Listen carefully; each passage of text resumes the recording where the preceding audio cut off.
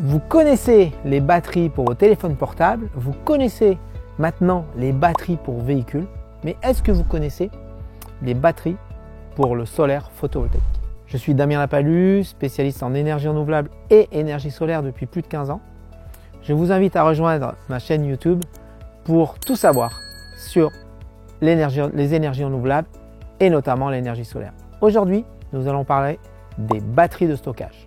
Qu'est-ce qu'une batterie de stockage? Une batterie de stockage est un système qui permet d'emmagasiner de l'énergie, de transformer cette énergie en énergie chimique et de restituer cette énergie chimique en énergie électrique au moment où on en a besoin.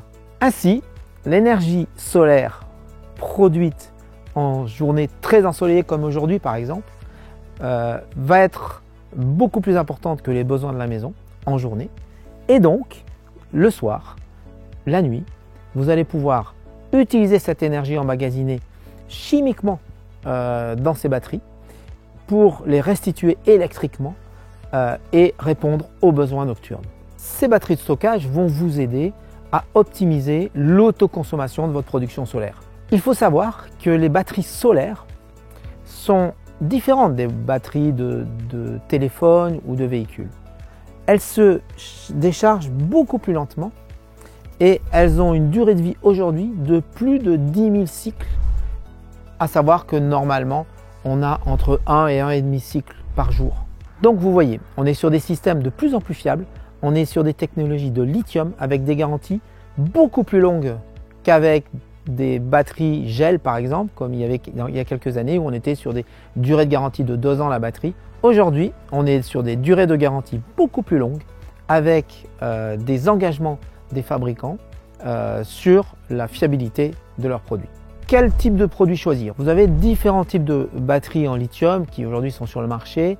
Une batterie doit être choisie par rapport à plusieurs éléments. D'abord, la capacité de stockage de la batterie. Cette capacité, il faut l'adapter à votre productible solaire. C'est-à-dire qu'il faut que, bien entendu, la production solaire soit capable de remplir la batterie été comme hiver. Et on a vu que les saisons sont très importantes.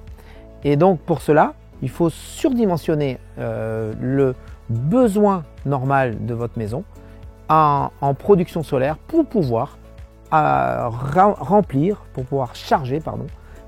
charger la batterie régulièrement, quelle que soit la saison.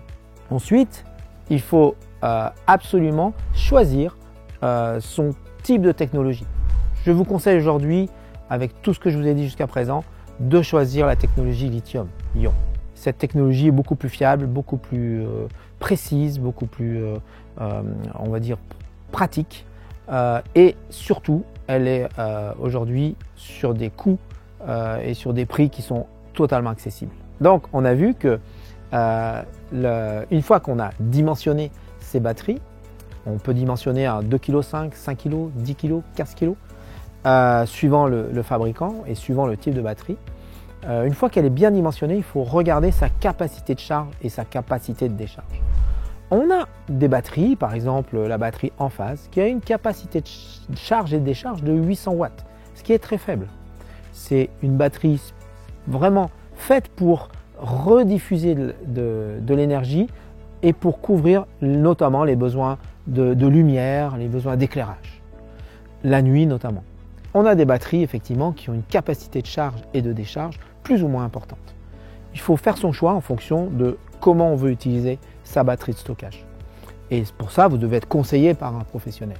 Actuellement, notre partenaire Huawei nous permet d'accéder à une batterie qui a une capacité de charge et de décharge de 3,5 kg, ce qui est très important, et notamment qui permet de répondre à une décharge pour un véhicule électrique par exemple, pour charger un véhicule électrique.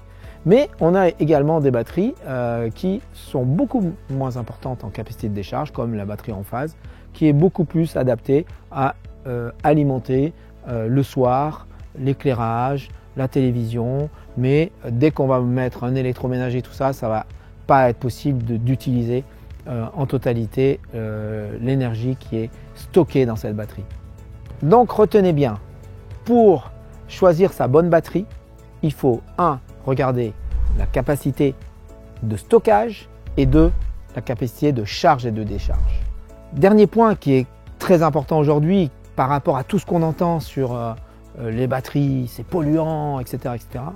Effectivement, pour produire une batterie, il y a des composants, il y a des formulations chimiques, etc., etc. Mais il faut savoir que 70% d'une batterie lithium-ion est recyclable.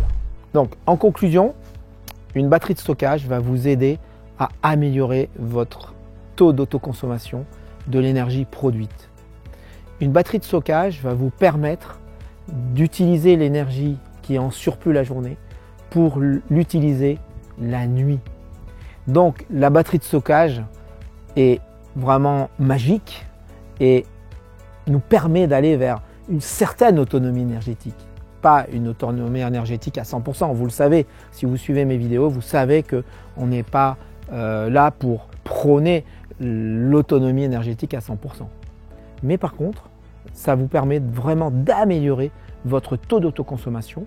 Une installation photovoltaïque sans batterie de stockage vous permet de réaliser entre 60 et 70% d'économie d'énergie lorsque le dimensionnement est correct, lorsque vous avez un gestionnaire d'énergie qui vous accompagne pour adapter votre consommation à votre production.